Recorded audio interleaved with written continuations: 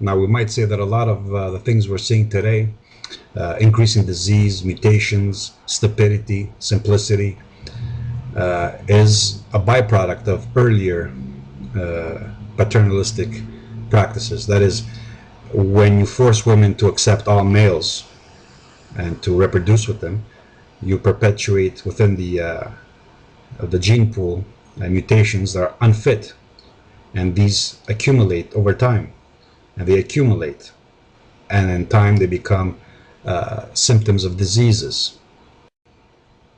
Another aspect of this nihilism is that it creates a dichotomy in the human being. That is, as I said before, women say one thing and then act in a contradictory manner.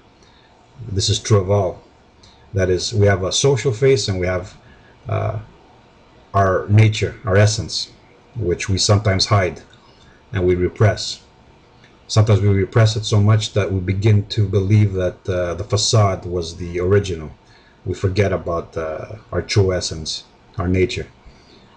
That is, we are trained to behave in one way that is proper and moral and so on, whereas our drives sometimes contradict these social mores and cultural norms. So this creates a conflict. It's like two people living in the same body.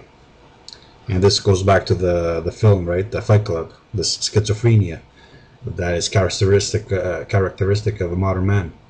He says one thing in theory and then contradicts it the next. He says, he talks about altruism and love and then behaves in exactly the way nature intended him to be, violently, cruelly. He talks about non-discrimination and how it's wrong, and then of course he discriminates because that's part of nature. We're meant to discriminate in all things, in everything. To discriminate is to be conscious. The moment we say discrimination is bad is the moment we say that consciousness is bad and that stupidity is good. To become obtuse and unaware is a good thing. To become blind is a good thing. So now we're getting it that modernity sometimes imposes nihilism as a way of creating cohesive models, social models, and imposing a standard which all must adhere to. You first erase the slate, and then you train the organism. You domesticate it. You train it to behave in a certain way, in a uniform way.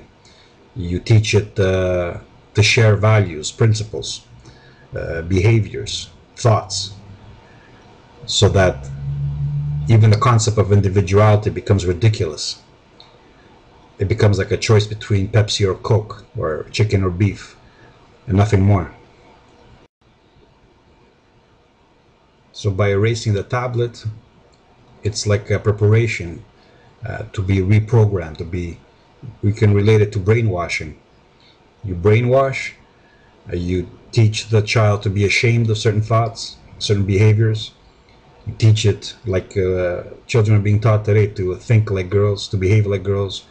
Boys are not even allowed to be boys anymore. They're supposed to resolve the differences in girlish manners. Bullies are bad because learning how to stand up for yourself is vicious, and not everybody can do it, and all must be equal, so the weakest must be protected. This is called uniformity, mediocrity. It leads to decay and decadence. Sometimes to compensate, a lot of minds, what they do is they project into the future.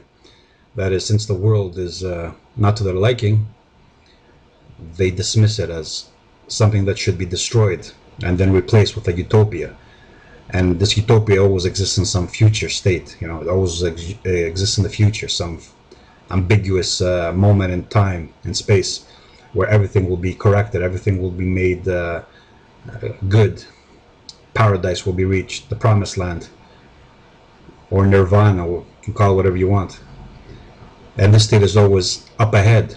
This is what progressiveness is about, progressivity, liberalism, the utopia that's always awaiting us at the end of the tunnel. The world is denounced as too harsh, too cruel. We shouldn't adapt to it, we should change it. And a coming new age is about to save us from it. a better world, a paradise on earth.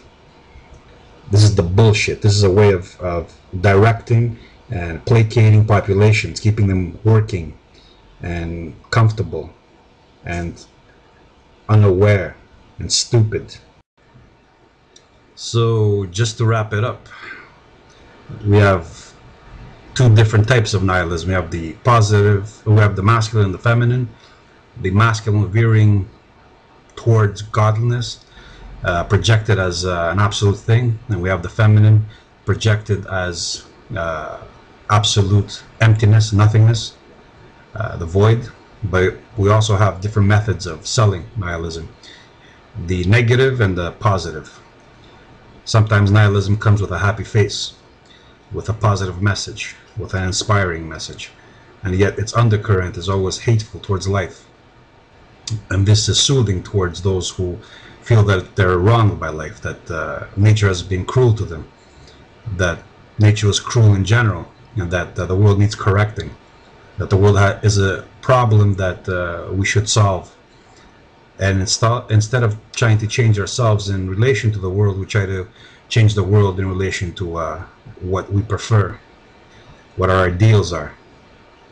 So the word nihilism doesn't necessarily come to us through negative messages. It does sometimes, but sometimes it comes through positive messages.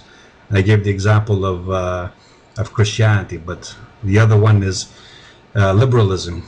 The roots are the same, actually. They're both rooted in nihilism. In liberalism, the promised land is an earthly one. So it promises peace on earth. No child will go hungry. No man will be unloved. And it's a worship of futurism, the coming utopia. This acts as alcohol upon the brain. It soothes it, it calms it, it opens it up to possibilities. You know, like a drunk person who hugs everybody and tells them he loves them, when in fact he might not. And when he's sober, he might regret it and might wonder what he was thinking when he was saying all that stuff. So as a method of mass mind control, nihilism is perfect.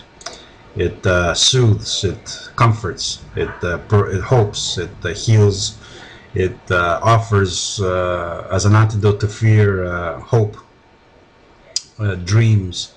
It projects fantastic utopias to replace a world that is despised.